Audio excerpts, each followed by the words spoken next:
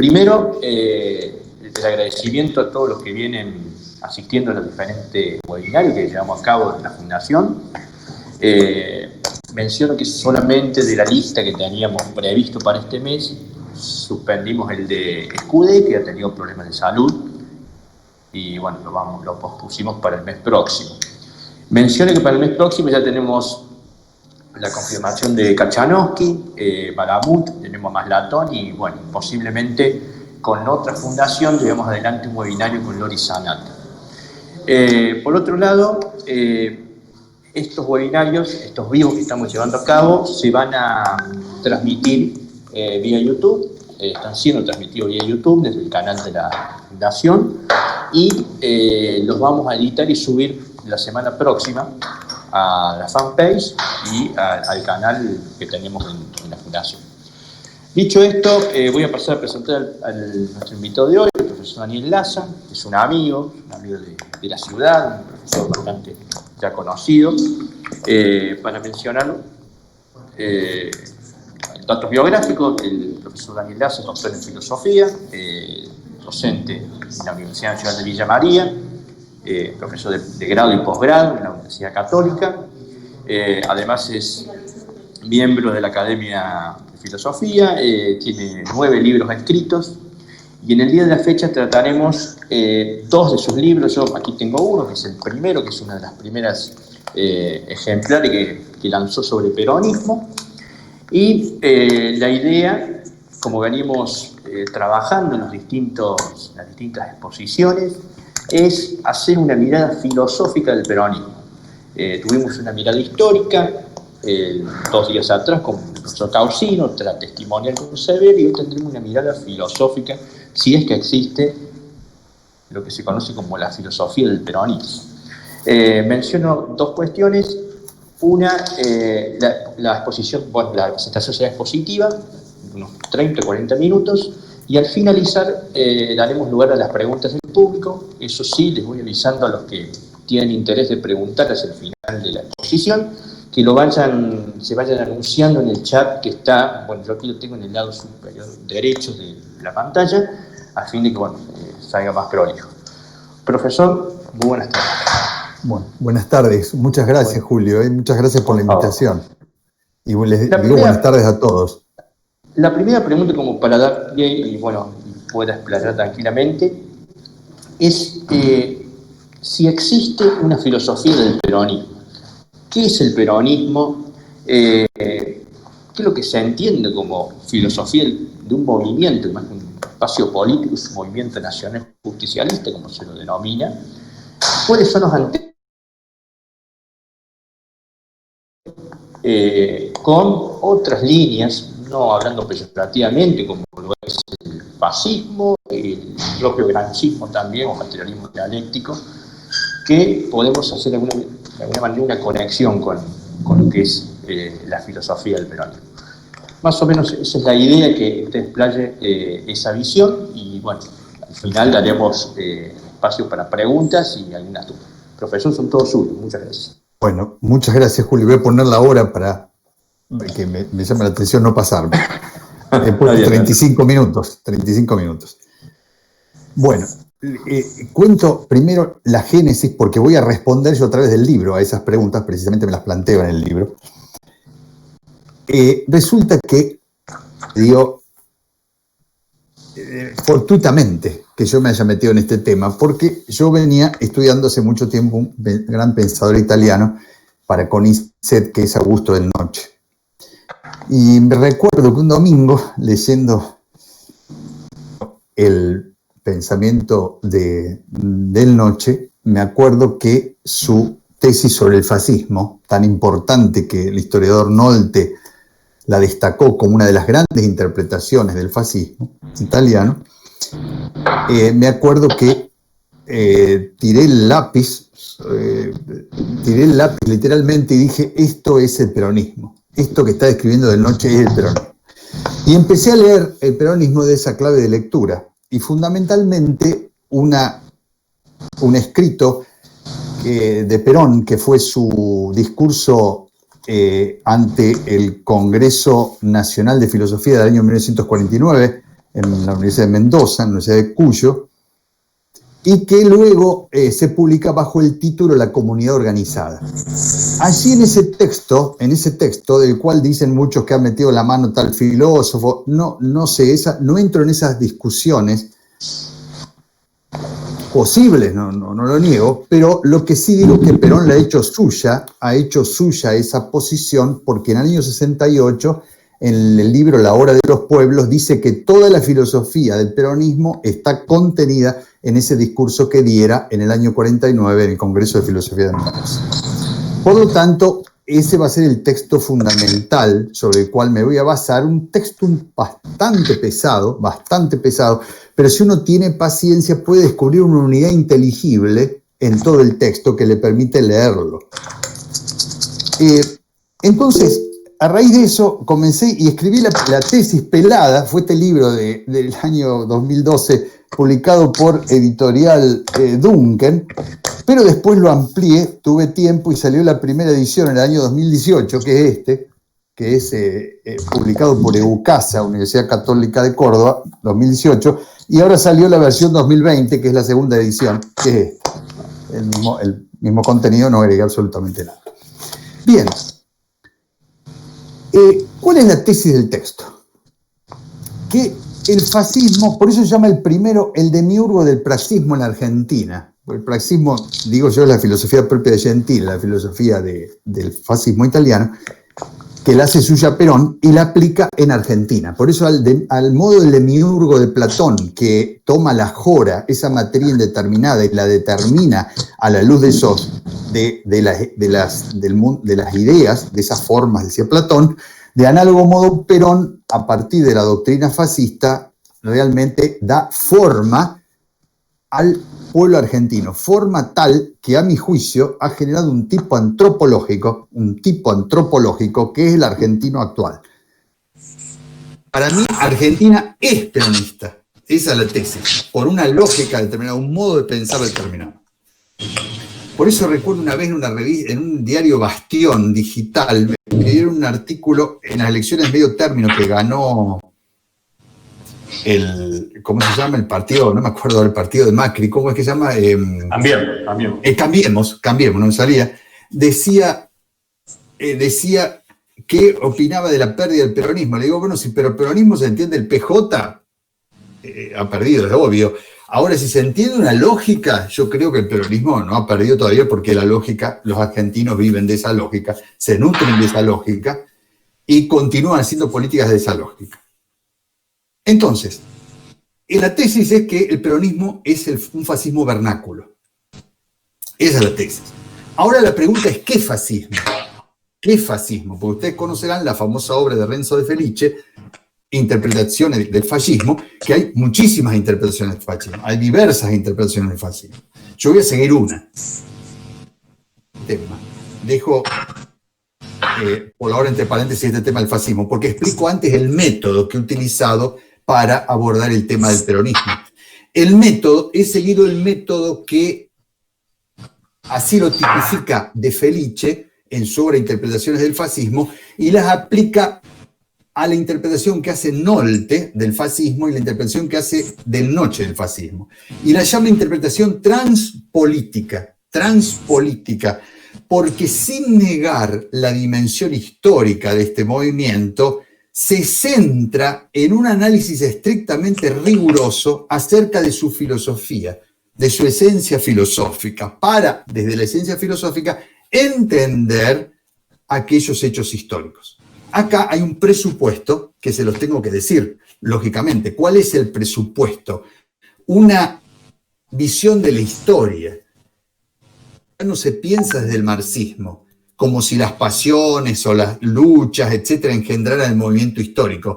Acá hay una tesis que es que las ideas configuran la historia. Las ideas son la forma de la historia, ¿no? Las ideas originan un sentido de la historia. Concretamente, a juicio de Del Noche, la idea de revolución, la categoría de revolución y la categoría de nihilismo a la cual se sigue la revolución ha configurado a la historia del siglo XX y principios del XXI.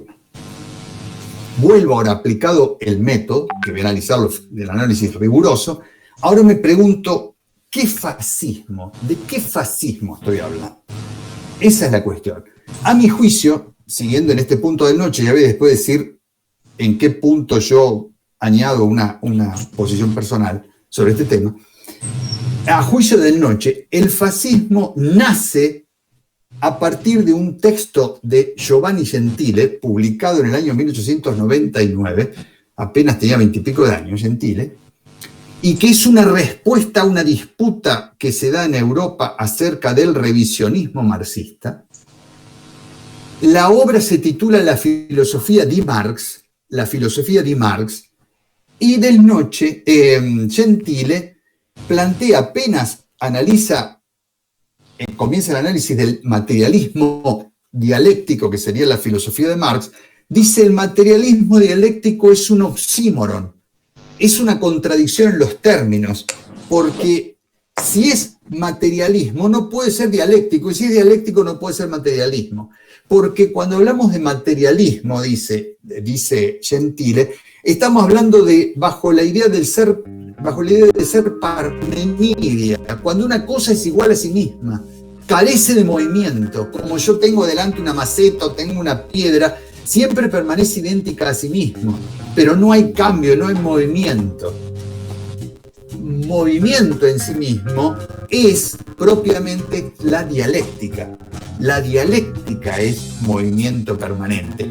Y la dialéctica es la ley de la razón humana, del espíritu humano. El espíritu es dialéctico, porque el espíritu se pone, se niega y se supera permanentemente. El espíritu no es una cosa, una sustancia, algo acabado, es un acto que consiste en producir la multiplicidad y unificar la multiplicidad, Y ese acto es inexhausto, inacabado. Por eso la filosofía de Gentile se llama actualismo, así se llama la filosofía de Gentile. Bien, por lo tanto, digo, ¿qué es el fascismo? Es la dialéctica escindida del materialismo. La dialéctica marxista escindida del materialismo. Por lo tanto, ese farse continuo, ese hacerse continuo que es propio del actualismo Gentile. Acá añado esta interpretación mía. Haciendo esto, Gentile, habiendo separado la dialéctica del materialismo y quedarse con la sola dialéctica, ha retomado la idea romántica propia de Herder.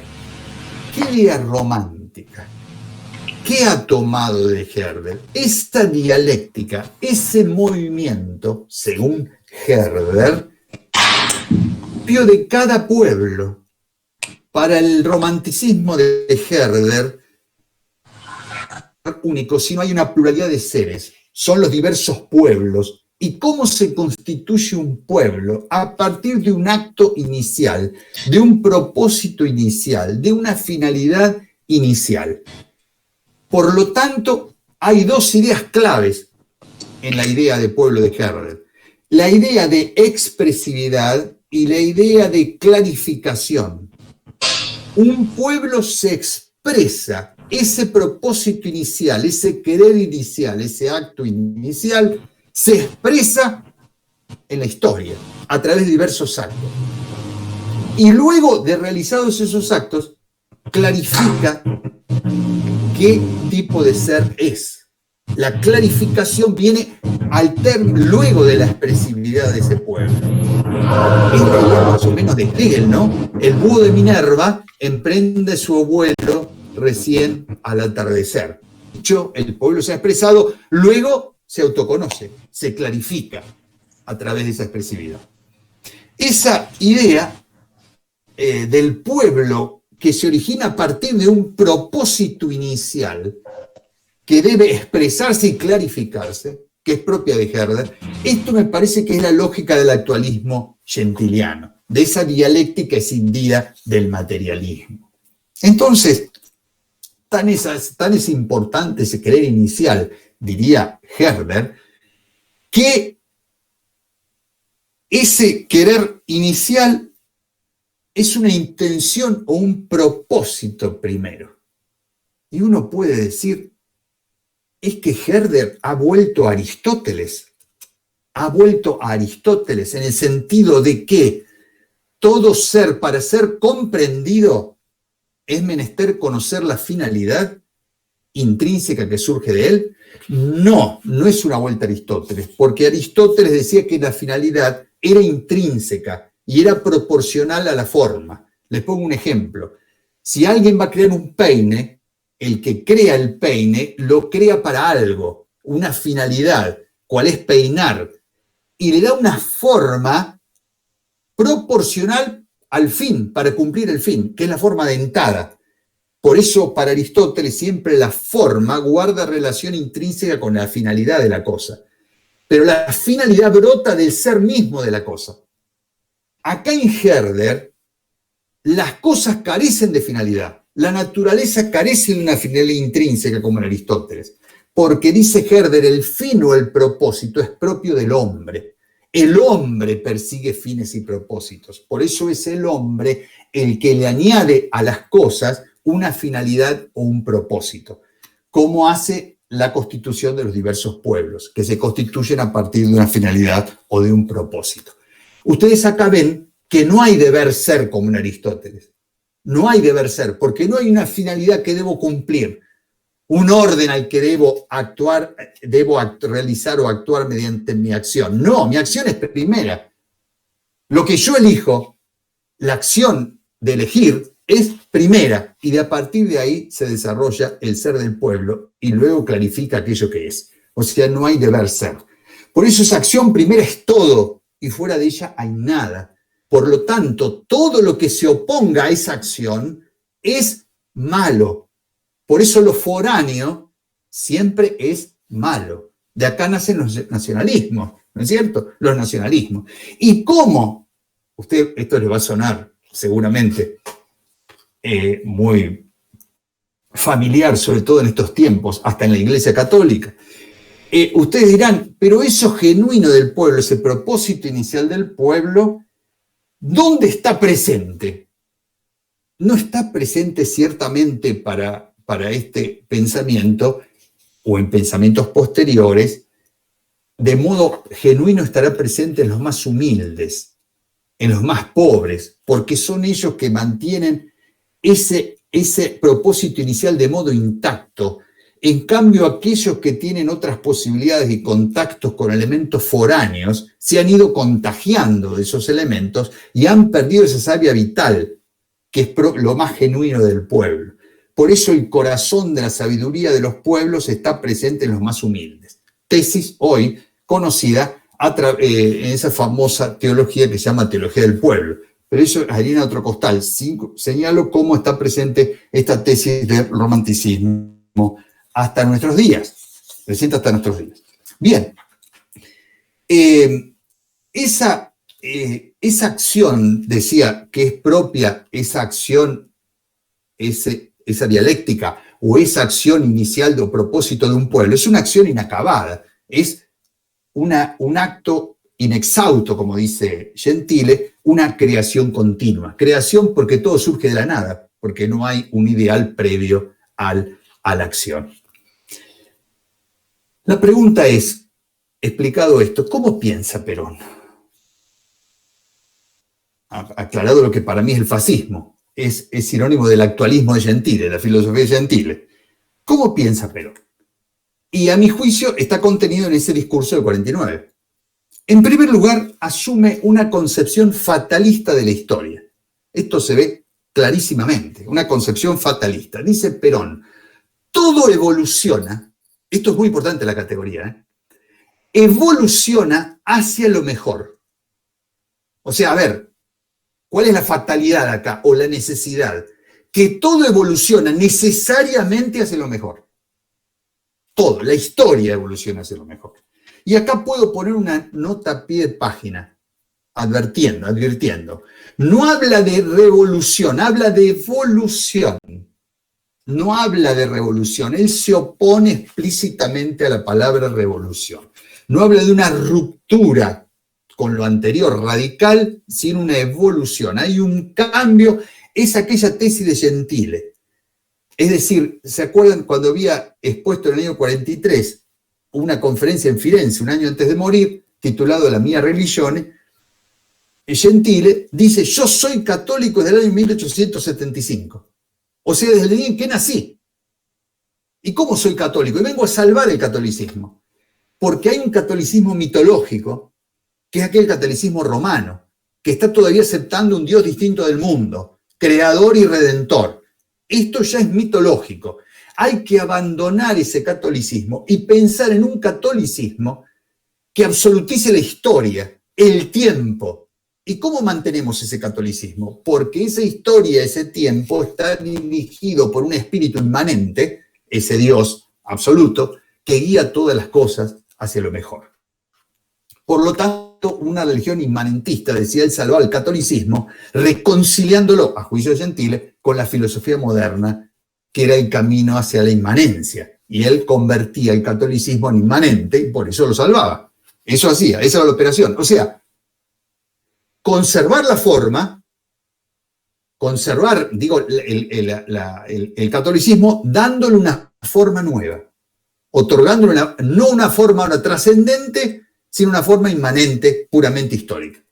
Pero lo salvamos. Perón pensaba exactamente lo mismo, de una evolución, no de una ruptura radical. Yo de esto voy a señalar, acá hay un punto clave, a mi juicio, para entender la diferencia con los montoneros. De qué peronismo se habla, de Montoneros, un punto para mí clave. Entonces, primero dice Perón, todo evoluciona hacia estados cada vez más perfectos. Ha habido un estadio que ha consistido en la sustitución del culto a Dios por el culto de la humanidad. Siglo XVIII, se refiere al iluminismo. Esto dio paso a un asombroso progreso material, dice Perón, pero sin progreso ético. Vamos a ver qué quiere decir ética acá. Sin progreso ético. ¿Sabe por qué sin progreso ético? Porque la gente era individualista, vivía de intereses egoístas, todavía no era capaz de abrazar lo universal.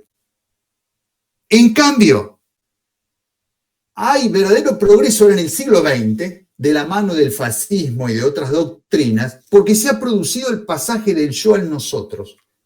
Ha nacido una tesis de Perón que llama el Estado justicialista es un Estado ético. Esto viene de Gentile directamente. ¿Cuándo hay un Estado ético? Esto es un punto clave de la doctrina. Cuando el sujeto individual, cada ciudadano, hace suyo el fin que persigue el líder. El fin que persigue el líder, el conductor.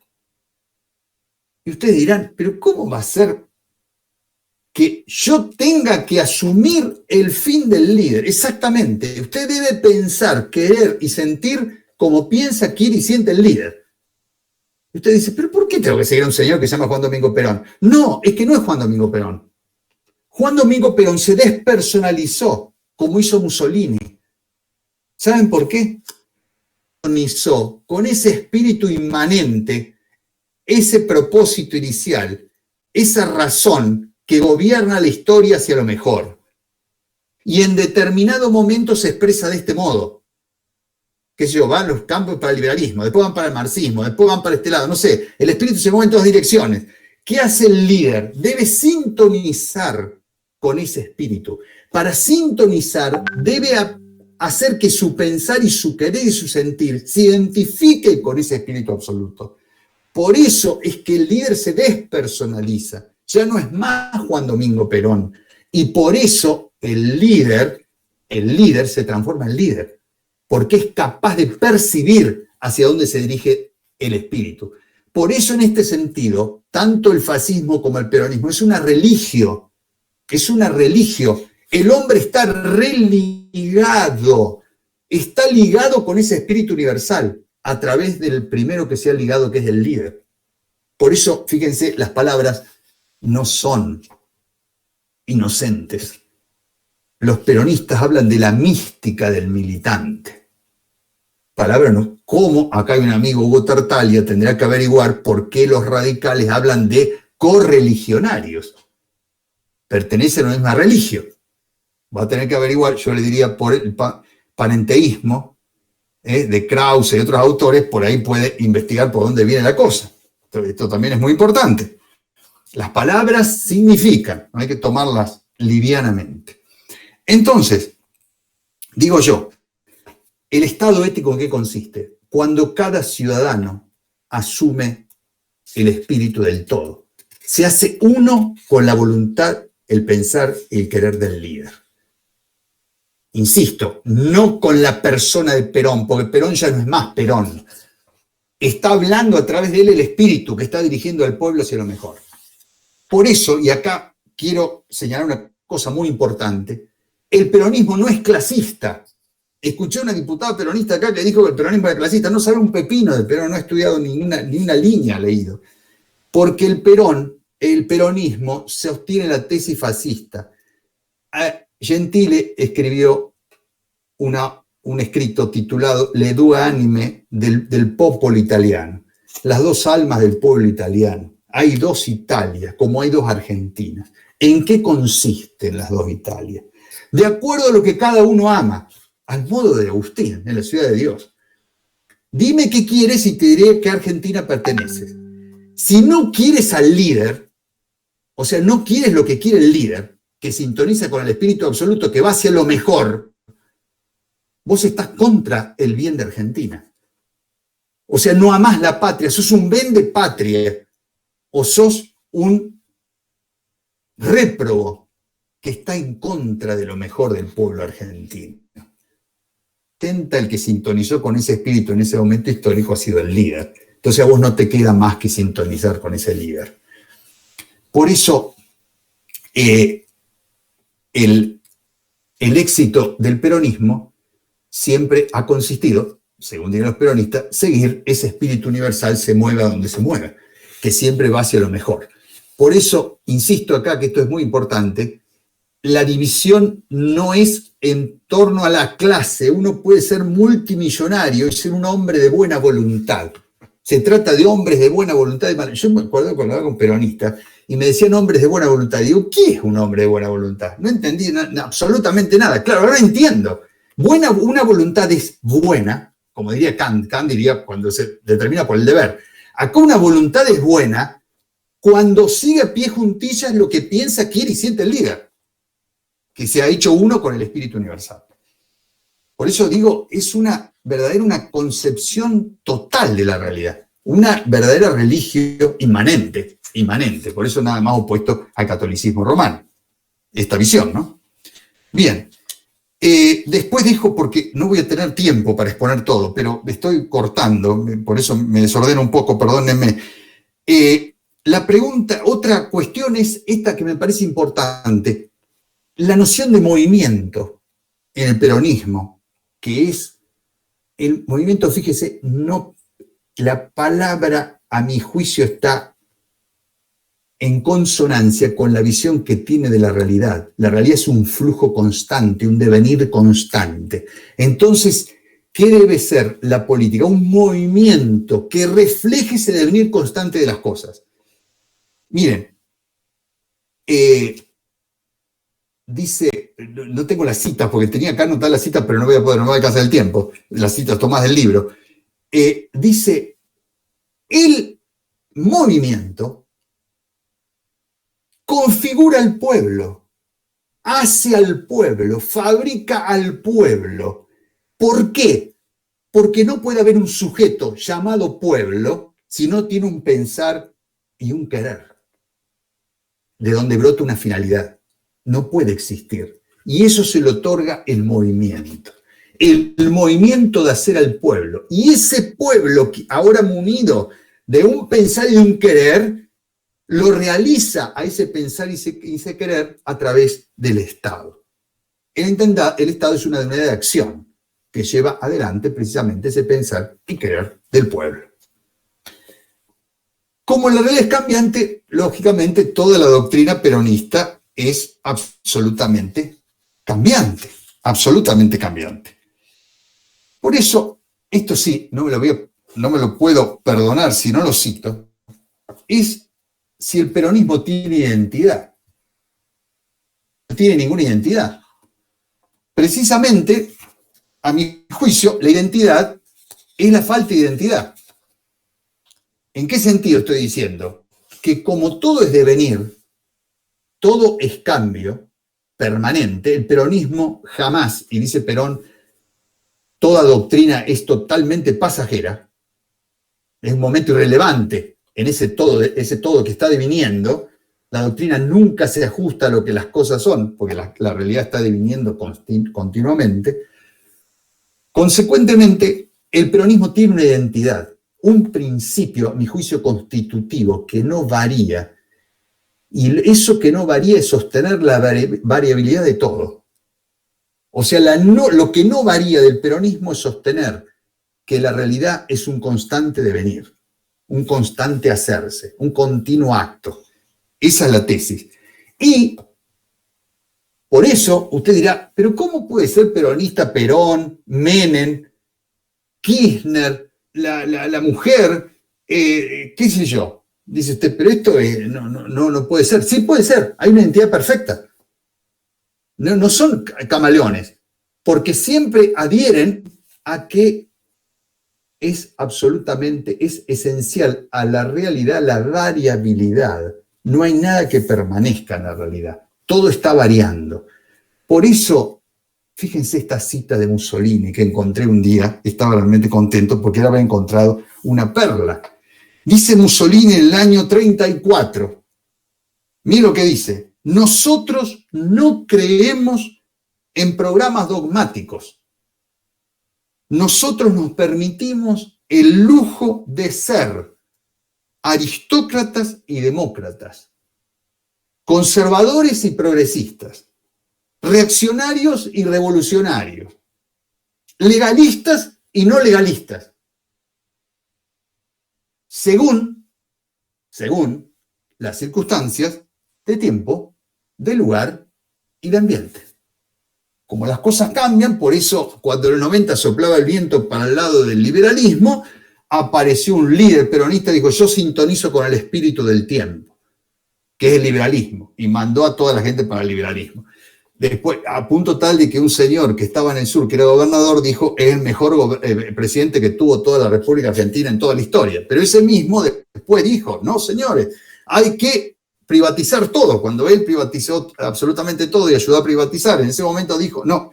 Usted dice, pero ¿cómo? Esto es una visión totalmente... No, hay una unidad de sentido que está dada por esa convicción de que todo está deviniendo, no hay nada permanente, la doctrina se hacen y se deshacen permanentemente porque la realidad así lo exige.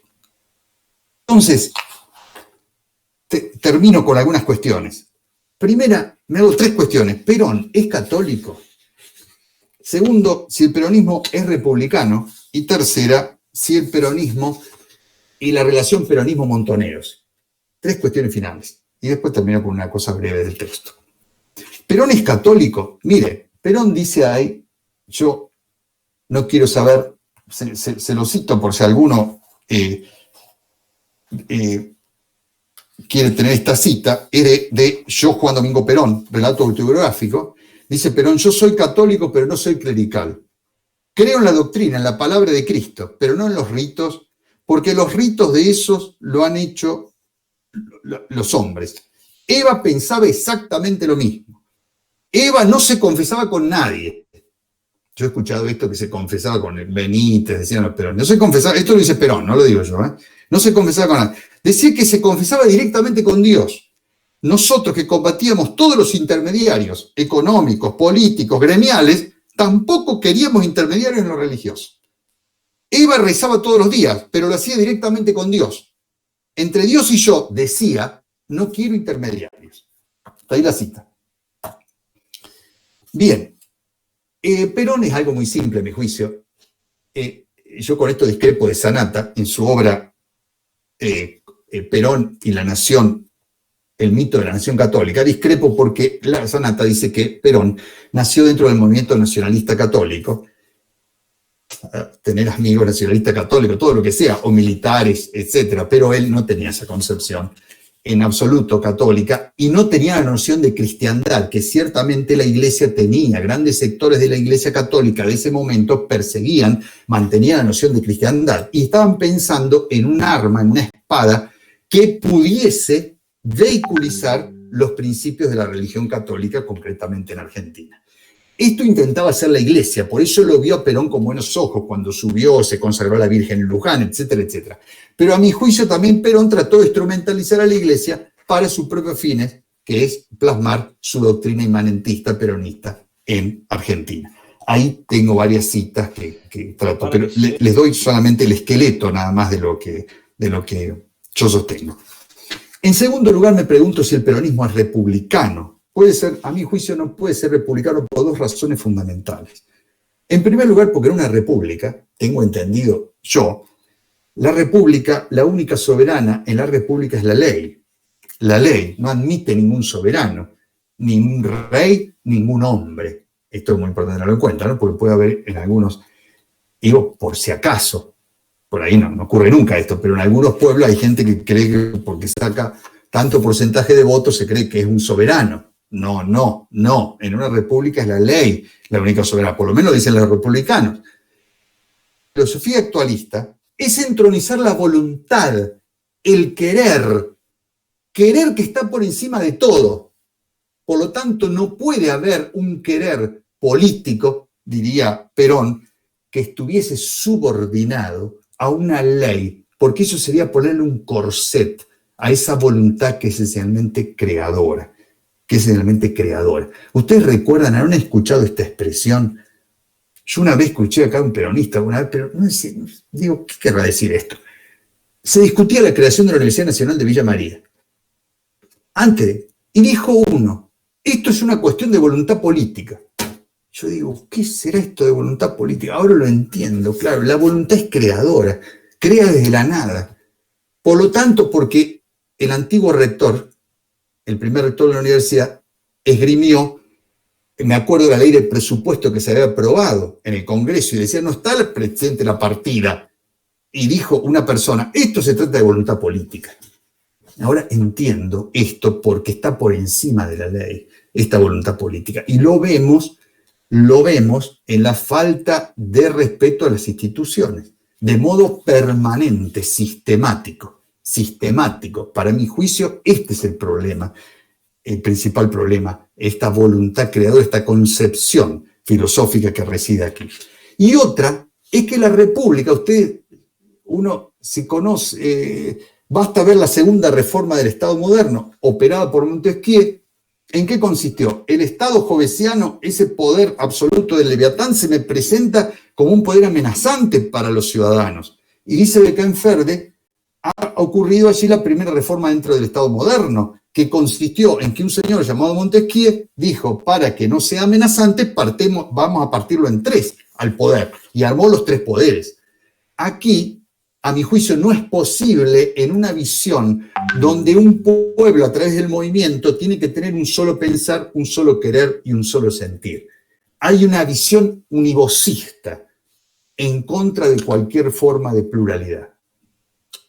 Y en tercer lugar, el gran drama, y justo termino, exacto, peronismo y montoneros. Digo simplemente esto, ¿cuál es la tesis de mi libro? Que los montoneros fueron más peronistas que el propio Perón. ¿Por qué digo esto? Porque el actualismo, a mi juicio, esta filosofía donde todo se está haciendo, todo está deviniendo, la categoría más apropiada que ha de mantener esa lógica es la ruptura permanente, romper con todo lo anterior, o sea, la idea de revolución. Gentile, en lugar de usar la categoría de revolución, entendió que la categoría apropiada era la de risorgimento, cambiar pero manteniendo, no la ruptura total. Y en Argentina, en Italia, el que fue actualista, a mi juicio, o sea, gentiliano, fascista, pero lógicamente, si se entiende que el fascismo es el actualismo, fue Antonio Gramsci, el más fascista de los fascistas, en este sentido, en que absolutizó la idea de revolución. Dijo, lo más acorde al pensamiento actualista es la categoría no de risorgimento, que utilizó Gentile, a su juicio equivocadamente, sino de revolución, de ruptura. Bueno, estas dos figuras, Gentile, Gramsci, a mi juicio son en Argentina Perón, el equivalente a Gentile, y a Gramsci los montoneros, que dijeron, señores, lo propio de la filosofía del pensamiento peronista es la revolución total, no la idea de evolución que sostiene nuestro líder. Por eso dice Firmenich, que los montoneros somos los hijos legítimos del movimiento peronista y que existe, dice, una contradicción entre la política de Perón de carácter revolucionario y su ideología. Dice Firmenich. Yo diría que existe en Perón una contradicción en su misma ideología, en tanto que, a mi juicio, no debiera haber asumido la categoría de evolución, sino la de revolución. ¿Sabe dónde se ve claramente esto también, esta disputa? En las cartas que mantiene ese epistolario con Cook, porque Cook le pide, general, hagamos la revolución, pasemos a la revolución, a la fase verdadera del peronismo. ¿Y qué le dice Perón? Lo frena hasta que, ya desahuciado en la última carta, Cook le dice, general, no coincide, no estamos en lo mismo, evidentemente, pero usted ha de reconocer que yo soy sincero. O sea, expreso realmente lo que pienso, cosa que sus mensajeros y tutti quanti que tenía no lo hacen. Bueno, termino con esto y dejo lugar a objeciones, preguntas, todo lo que quieran, porque es un tema muy complejo, muy complejo. Termino con esto. Este activismo, este actualismo propio del peronismo y del actualismo, termino una reflexión sobre esto que está en la conclusión del libro. El activismo es una acción que es primera y de lo cual surge todo. Este activismo, el activismo conduce de modo inexorable al nihilismo de los valores. De allí que en una sociedad configurada en torno a pierda sentido la misma noción de consenso, ya que no existe valor alguno sobre el cual se pueda dialogar.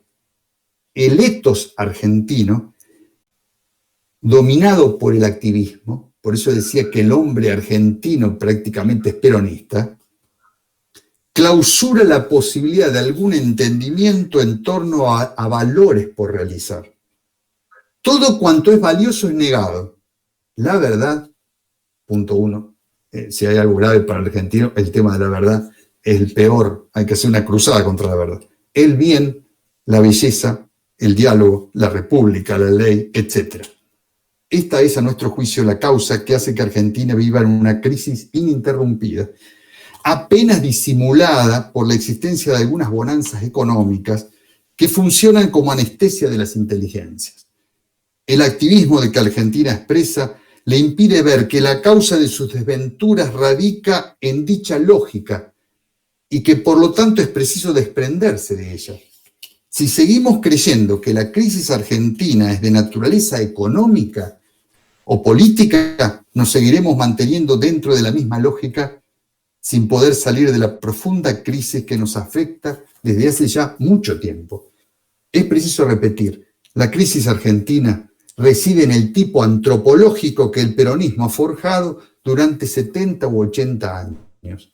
Un hombre alejado de la verdad de sí mismo y de las cosas, seducido solo por una acción sin fin. En este sentido será menester que los argentinos nos ocupemos de desentrañar la verdadera naturaleza del peronismo con la finalidad de autoconocernos y de esta manera permitir el alumbramiento de un nuevo argentino respetuoso de la verdad, de la justicia y de la ley. No termino ahí el libro, pero es simplemente un parrafito que quería dedicar y creo que he cumplido, son 40 minutos, es lo que me dio Julio, así que lamentablemente no calculé bien el tiempo porque, claro, con los textos que iba a leer del libro y todo, sí iba a ser imposible. Así que muchas gracias por la atención y dejamos lugar a objeciones y demás. Preguntas. Bueno, si alguno tiene alguna pregunta, bueno, le pido que desactive el micrófono y se presente. Así que bueno, lo dejo a disposición del foro. Yo, Julio, buenas tardes. Hola. Sí, buenas tardes, profesor, usted me conoce. Buenas tardes, ¿qué tal, Hugo? ¿Cómo anda usted? ¿Cómo estás? Bien, bien, muy bien. Usted sabe que, haciendo memoria, que me nombró... ¿Cómo te nombro? ¿Correligionario? No. Lo que me dijo en el año 2003, cuando estudiaba así en la Católica de Salta, me dijo, vos sos correligionario. Yo no sabía que lo que era correligionario. Y es una misma sangre que nos decimos los radicales, como los peronistas se dicen compañeros. Ahora la pregunta que yo le hago a usted es, en base al peronismo, ¿cómo puede ser que ellos tengan del kirchnerismo a la fecha tanta juventud que veo aglutinado y mi partido, la Unión Cívica Radical, por ahí se ha dormido en los laureles, que tenemos pocos jóvenes? ¿A qué cree usted ese factor? Si es el advenimiento del kirchnerismo o a otros motivos que usted puede analizar. Y me gustaría después, para terminar con esto, que algún día organice, Julio, que usted diga para usted qué es el radicalismo. Un abrazo y lo estimo mucho. Gracias, Hugo. Muchas gracias. No sé, no he pensado esto. Yo simplemente lo que le he dicho a los radicales, y tenía algunos amigos, que a mi juicio el problema de ellos habían querido ser, consiste en haberse peronizado, y como siempre la copia es devaluada respecto del modelo, los peronistas se lo comen crudo, por supuesto, absolutamente, porque manejan la lógica como nadie, eso lo aprendes desde chiquito ya, desde niño, como alguien aprende a jugar al fútbol en un potrero. A mi juicio es eso, y el radicalismo ha perdido esos valores republicanos que alguna vez supo mantener y ejecutar, que están apartados, a mi juicio, de esa lógica praxista, actualista, propia de Gentile, donde no reconoce nada por encima de la voluntad creadora. Y el radicalismo ha sostenido siempre, entiendo yo, que en una república le existe la primacía de la ley, el respeto a las instituciones, etcétera, etcétera. Y a mi juicio, el radicalismo ha querido copiar esa lógica aparentemente exitosa del peronismo, exitosa, pero ¿a qué éxito nos conduce esa lógica? Porque yo no creo que a ningún país del mundo les guste estar en el éxito en que estamos nosotros, de hace ya muchísimos años. Creo yo, no lo sé. Yo prefiero estar en esa lógica exitosa, prefiero no querer vivir en este país exitoso que se llama Argentina. Si eso se le llama éxito, ¿no es cierto? Es una situación muy grave. No he estudiado el fenómeno, Hugo. Yo simplemente lo que he visto, que muchos discursos de los radicales se asemejan en demasía a los peronistas, tratan de imitar, y quizás inconscientemente por esa tentación de querer el poder, y termina identificándose con esa lógica actualista propia del peronismo, que a mi juicio es del fascismo italiano. De ahí, no sé, pero no te puedo decir, es una apreciación muy superficial, así que discúlpame la respuesta. Bueno, hay una pregunta del profesor Montes. Bueno, después, como les dije, vayan anunciando quién quiere hacer una pregunta, así que, profesor, yo le habilito. Gracias, Julio. Daniel, bueno. Marcelo, bueno. Muy buenas tardes, ¿cómo te la charla? ¿Qué tal? Quería hacerle 3 preguntas. Una sobre la moralidad de Perón. Moralidad, sí. No, si es que tiene alguna moralidad. Sí. Bueno. La segunda, ¿cómo romper con ese devenir o con ese actualismo permanente? ¿Cómo imagina usted que puede, romperse o quebrarse, o no sé, porque la verdad que me cuesta entender cómo enfrentar un actualismo, porque la verdad que... Pero bueno, le dejo la respuesta a usted. Y la tercera, si hay algún movimiento equivalente al peronismo en Latinoamérica, si usted alguno de los tantos que hay en movimientos populistas en Latinoamérica históricamente, ¿ve alguna semejanza o equivalencia al peronismo? Bueno, primero, Marcelo, agradecerte, digo que estés presente, somos colegas en la universidad y los profesores generalmente no nos escuchamos ni dialogamos entre nosotros, así que yo te agradezco enormemente esta presencia. Siempre he dicho en la universidad que había poco diálogo a veces porque no hay posibilidad de discutir muchas cuestiones. Por ejemplo, hasta lo que es una universidad, simplemente como ese tema. Así que te agradezco mucho por el testimonio de tu parte, estar presente acá realmente, por eso lo valoro mucho. En cuanto a la moralidad de Perón, yo creo que sigue la moralidad de el actualismo. ¿En qué sentido? Porque cuando habla de pasar, dice del yo a nosotros, al yo, Perón lo considera negativo, egoísta, que es un yo cuando se autoafirma como yo y persigue fines propios, es esencialmente egoísta. Y eso es malo. O sea, voy a poner una nota a pie de página. Lo individual es malo. Y ahora voy a aclarar una cosa muy importante sobre esto, ¿eh? Lo dejo pendiente. El individuo es malo. Contrariamente, lo bueno para Perón y para el actualismo es que cada individuo deje de serlo y se haga todo. Se haga todo de este modo, asumiendo en su pensar y en su querer aquello que piensa y quiere el líder. Hacerse todo, hacerse universal. Por eso el pasaje del yo a nosotros es el estado ético del cual habla Perón. Ese es un estado ético. O sea, un estado republicano es un estado antiético. Un estado liberal es un estado antiético. Absolutamente en ese sentido. Y acá voy a señalar una nota a pie de página muy importante, me parece, que es la explicación del mal en Occidente. Hay dos grandes explicaciones del mal en Occidente. Una es la de Anaximandro, y la otra es la de judeocristiana. ¿Qué dice Anaximandro? Que hay un principio originario donde brota todo, que es el apeiron. Aperaz, es la negación, peraz es lo determinado. Sería lo indeterminado, lo indefinido. Y de lo indefinido surge lo definido, lo individual. Y eso individual, por el hecho de existir, es malo. O sea, estoy hablando de un mal ontológico. Hay seres que por existir como individualidades, todo lo individual es malo, porque ha roto el principio originario. ¿Cuál es? La indistinción. Esa es la explicación del mal. Y la otra explicación es la judeocristiana, que el mal, Dios creó todo y todo era bueno. Y el mal se introduce por una defección del acto libre de determinados seres espirituales, cuando son los ángeles o los hombres. Acá hay una vuelta a Anaximandro. Estoy diciendo, señores, el afirmar al individuo, el afirmar los fines, el afirmar lo propio, va contra del todo, va contra de ese principio, de esa indistinción que es la totalidad, que es un solo pensar, un solo querer y un solo sentir. Por eso es intrínsecamente malo.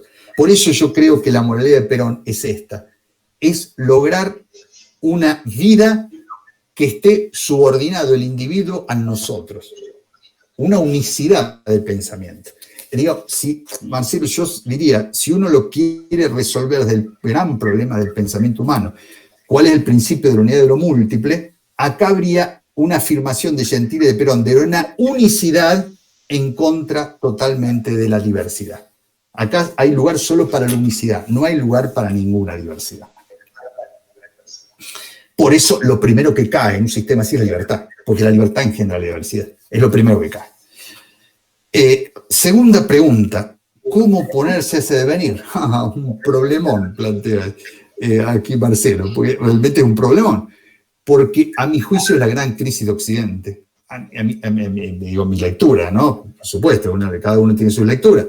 Pero para mí la gran crisis de Occidente es una crisis metafísica. A ver, me voy a hacer entender con un ejemplo para todos.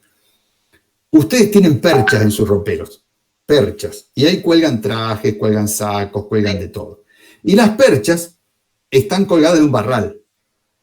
La gente cree que hoy es un problema moral. El problema de las perchas. No, el problema es del barral. No hay más barral. No hay más verdad. Todo es cambiante. No hay ninguna verdad, no me puedo parar en nada. Eso se llama conciencia histórica. Bueno, es largo de explicar esto, cómo se ha formado eso. Entonces, la pregunta es, tengo claro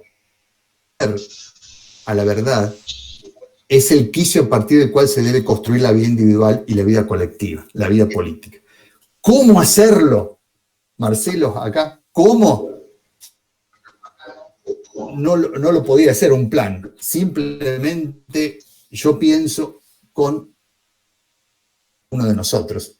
¿Qué exigirá cada uno de nosotros? Con sus más, sus menos, nuestros errores, nuestros aciertos, lo que sea.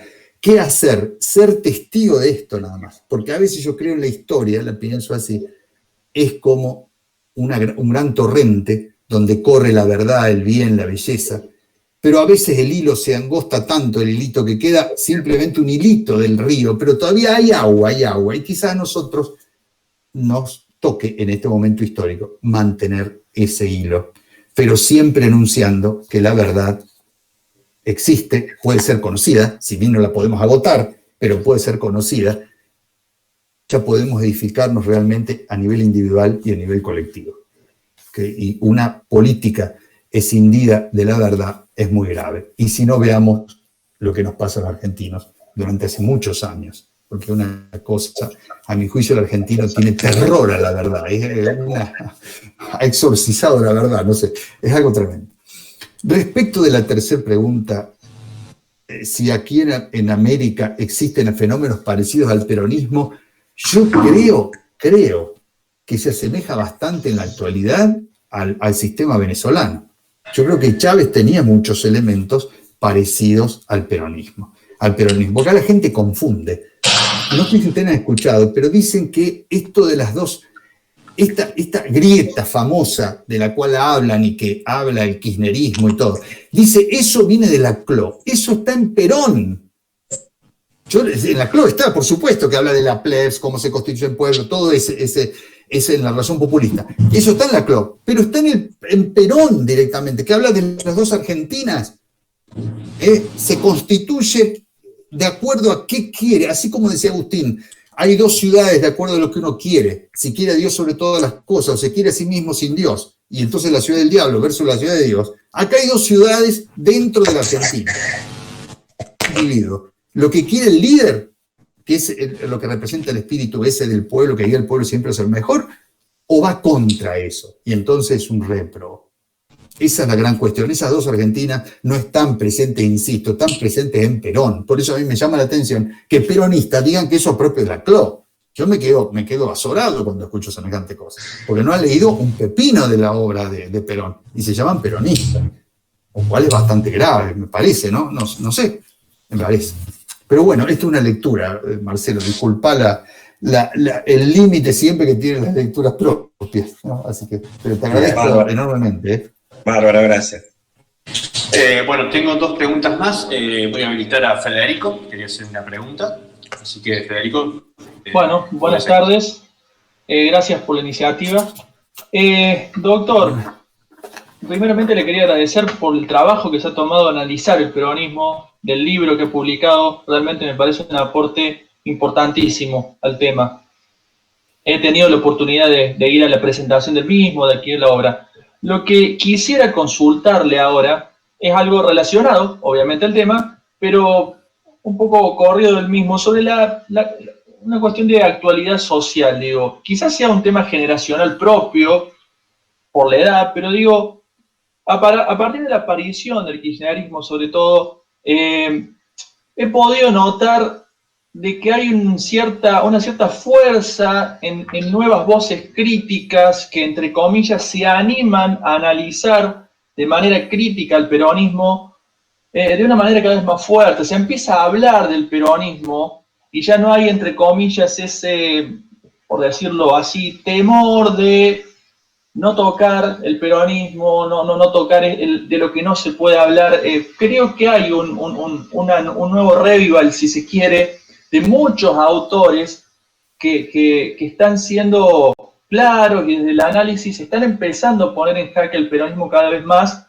Interpreto yo que quizá ayude para poder salir de este día de la marmota que vivimos permanentemente en el país, ¿no? Que el peronismo tiene mucho que ver. Quisiera saber qué opina y, bueno, si puede seguramente aportar algo acerca de eso. realmente no sé, vos te referís a libros, a publicaciones actuales, digamos. Sí, también noto que hay una gran cantidad de autores y de analistas que están cada vez más publicando artículos, libros, conferencias, analizando el peronismo de una mirada crítica, que en otro momento me parece que no sucedía tanto. Puede ser, sí, evidentemente se ha producido eso, sí, coincido, pero lo que me parece a mí que los estudios, si bien han proliferado estudios, a mi juicio no abordan la cuestión esencial, que es la cosmovisión del peronismo. Tiene una cosmovisión, y no se pueden entender los hechos históricos o los actos que realiza sin entender las ideas. Esa es la crítica que yo haría a esta posición. O sea, dicho de otra manera, digo lo que dije al principio, que a mi juicio lo que gobierna los hechos históricos son las ideas, las concepciones. Y a mi juicio la mayor parte de los estudios no se concentra en las ideas que configuraron el movimiento peronista para producir aquello que produjo. Me parece que a lo sumo son estudios fenomenológicos, algunos históricos, pero no pasan de eso en general, estoy diciendo, en general. Y todavía existe un gran prejuicio. Yo recuerdo, esto lo guardé porque tengo una carpeta en mi notebook que se llama bestiario, entonces ahí pongo todas las bestialidades. Mandé una vez un artículo extenso a una revista importante de Latinoamérica y me sometieron a juicio como corresponde. Pero me dijo el director, ya un juicio negativo, el del primer evaluador, hace que su artículo no sea publicado. ¿Sabe cuál es el juicio negativo? Yo nunca vi esto, para mí es surrealista. Que no podía ser aprobado el artículo para publicar porque el peronismo ya estaba claro lo que era. Era un fenómeno populista y por lo tanto, como el autor no consideraba, no abordaba el peronismo de estas categorías, por lo tanto estaba invalidado el artículo. Textual. Lo tengo guardado al informe porque es, como les digo, lo puse en un bestiario. Una cosa increíble. A mi juicio, insólita, ¿no? Nunca me ha pasado semejante cosa. Y además, jamás yo juzgaría un artículo diciendo que esto debe ser abordado de tal perspectiva por tal y tal cosa, cuando hay diversas otras interpretaciones posibles. Bueno, eso yo te diría, Federico, en cuanto al límite de los estudios. Límites de los estudios. Me parece, digo que a una persona que trata de tocar la última campana o descubrir el hilo, la punta del hilo del ovillo, no se queda nunca conforme con esos estudios, que si bien son importantes porque aportan muchos elementos, porque a nivel fenomenológico podés aportar cosas valiosísimas, o a nivel histórico, sin embargo, a mí la configuración de algo, la unidad de algo, se da a partir de las ideas. Eso es nada más lo único que puedo decir. Pero es verdad lo que tú dices, lo que dices, ¿sí? Es cierto. Te agradezco, Federico. No sé si tenés alguna pregunta más o... No, justamente, y coincido en que su obra apunta a lo que usted se refiere, ¿no? A ir a los inicios, al pensamiento, a las ideas, que son los que, al fin y al cabo, mueven y tienen fuerza. Así que le agradezco la respuesta. Gracias, Federico. Es una lectura no marxista, por supuesto, de la historia, la que yo tengo, por supuesto. Pero bueno, marxista me va a invalidar absolutamente, ¿no? Por eso expongo al inicio el método. El método de análisis. Si se acepta el método, se pueden aceptar las conclusiones que llego. Si se rechaza el método, directamente no hablamos. Gracias. Bueno, gracias, Federico. Había pregunta, creo que Rodrigo puede ser. Te habilito el micrófono para que pregunte. Bueno, gracias, Julio. Hola, Carlos, ¿cómo estás? Buenas tardes. Muchas gracias. Rodrigo, buenas tardes.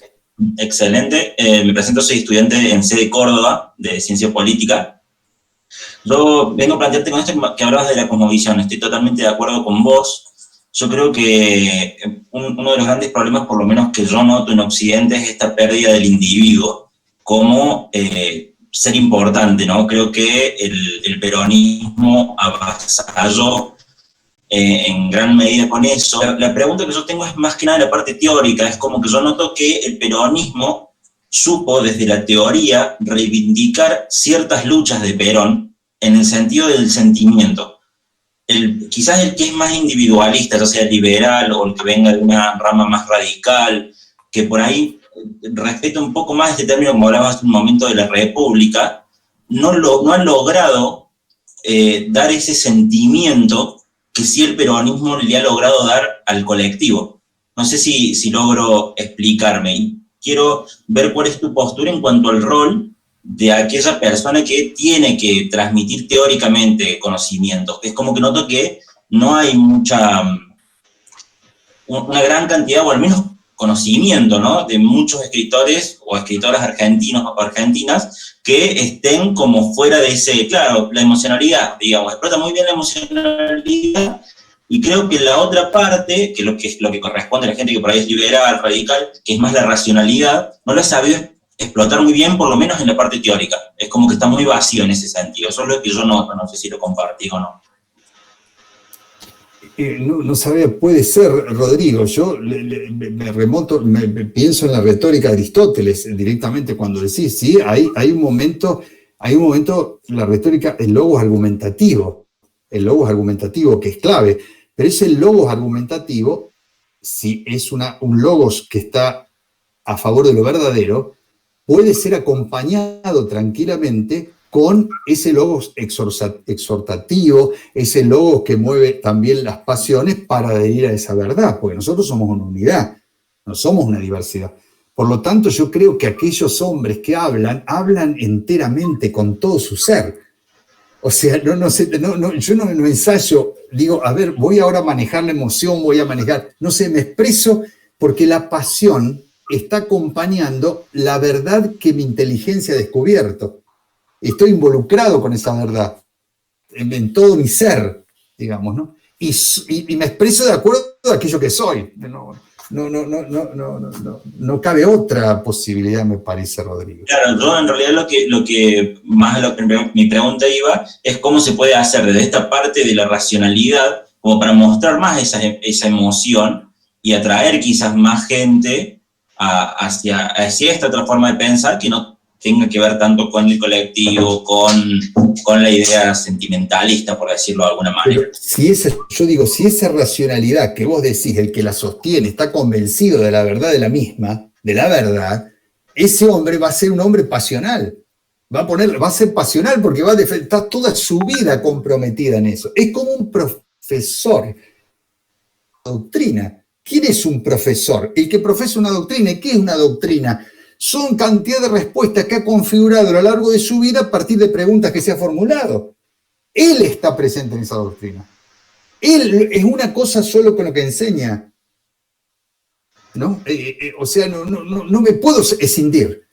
Ahora, lo que no puedo hacer, a mi juicio, por eso los radicales esto no lo debieran hacer, tratar de conquistar a la gente por el lado, hacer lo mismo que hace un peronista, que es lógico, que es coherente porque responde a una lógica. Yo no puedo actuar de la misma manera porque no responde a mi lógica. Te pongo un ejemplo muy simple, mira. Recuerdo, cuando me tocó ser decano, vino una alumna con un papel del centro estudiante, ¿no? Entonces me dijo, mire, vengo a plantear acá a un profesor porque hay que sacarlo, y si usted no, acá tengo, le dije, mira, a mí guardá las 90 firmas, porque en la universidad no reina la lógica patoteril, sino la lógica argumentativa, querida. Entonces, vos sabés lo que tenés que hacer. Me argumentás de por qué esto debe ser así. Si eso es verdadero, yo lo voy a hacer aunque esté sola. Y si no es verdadero, aunque esté la OTAN esperándome, no, la OTAN no sería en este caso, serían otros grupos, qué sé yo, de Venezuela, toda esa gente, no lo voy a hacer. Es muy simple, porque yo no puedo, a ver, me hago entender, Rodrigo, no puedo utilizar un método que contradiga mi posición. Me hago entender, por eso yo nunca negocio, diálogo, que es una cosa distinta. No negocio jamás, porque negocio es cuando dos o más se ponen de acuerdo en lo que quieren que algo sea. Y para mí, las cosas tienen un ser propio. independientemente de mi querer. Me hago entender. Entonces, eso, Rodrigo, ¿no faltará quizás pleno convencimiento de esa gente que vos señalás, que saben qué es, y si estuvieran totalmente convencidos de la verdad, estuviese comprometida toda su existencia en eso? Su pasión también volcarían en eso. Habría que preguntarse, ¿qué realmente los mueve? ¿No? Sí, muchas gracias. Como decía Rodrigo, vos tenés experiencia universitaria. Es un profesor. Cuando alguien profesa una doctrina y tiene pasión en lo que enseña, ¿no? No necesita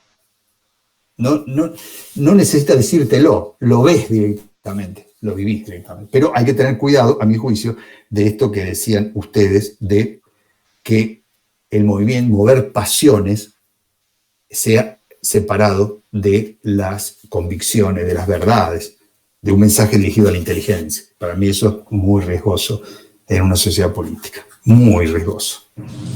Ya lo hemos visto en la historia, ¿no? Así que te agradezco, Rodrigo, entonces. No sabía que de Córdoba había. ¿Pero de qué universidad sos, profe, de alumno? De la Universidad de Villa María. Ah, de Villa María. Sí. Ah, de Villa María, perfecto. Claro, de de Córdoba. Córdoba. Bueno, si alguno tiene alguna otra pregunta, se presenta directamente, damos ya casi finalizada el webinar. ¿Hay alguien? Bueno, aparentemente no. Bueno, profe, yo primero, le quiero pedir una última mención. Si usted puede, de alguna manera, mencionar alguna de sus cuentas donde lo puedan seguir. Y yo sé que hace poco lanzó una cuenta de Instagram para clases y tiene un canal de YouTube, creo que se llama El Tábano. Sí. No sé si quiere mencionar algún blog que lo siga para que se pongan en contacto con usted. Y había una pregunta al principio donde se consultaba sobre la adquisición de su último libro. El último libro lo vende la Universidad... Sobre Perón, el peronismo, sí. Lo vende la Universidad Católica de Salta. En internet lo encuentran, en cualquier página de la editorial de la universidad. Ahí lo venden, no hay ningún problema. Fantástico, fantástico. Y después el Tábano, está como el Tábano, así se llama, el Tábano, es muy simple. Y después te digo, en YouTube, si a alguno le interesa la filosofía, yo las clases las doy, sobre todo este año, doy clases así de 1 hora de cada autor y quedan ahí grabadas, están grabadas permanentemente. Entonces, es CD Laza. CD y mi apellido con una sola. Vía Instagram, vendría a ser eso. Instagram, exacto. Vía Instagram, fantástico. Sí, y después hay un Medium que tengo, que es una página Medium que se llama... Fuera Metafísico. No, pero ahora la cambié, ya la convertí en museo. Era de, ¿cómo se llama esto? El otro sistema, ¿cómo es el otro? No sé, porque mi hija me ayudan a manejar esto, Bueno, no me acuerdo ahora cómo se llama, pero ahora pasé a Medium. Estoy un poco más modernizado. Y se llama... también CD Laza es Medium, y hay varios artículos. Bueno, vamos a buscar. Eso a veces lo publico en el diario, generalmente en la prensa, después lo paso ahí a Medium. Generalmente. Ahí lo subieron en el chat, chicos. Pero ni yo recuerdo eso, así que bueno. Pero bueno, les agradezco mucho, ha sido un gusto verlos acá, a Marcelo, muchísimas gracias nuevamente, acá Fabia, hacía cantidad de tiempo que no la veía, un gusto Fabia, a Raúl también, acá todas, a José, no lo conozco tanto, pero estuve en el casamiento de tus padres con mi esposa y todo, hace ya bastante tiempo, ¿no? No digamos cuánto, así que nadie sabe la edad. Así que bueno, les agradezco a todos y les mando un abrazo a todos, Que lo pasen muy bien. El agradecimiento es nuestro, profe, y hasta la próxima. Muchas gracias. Marcelo,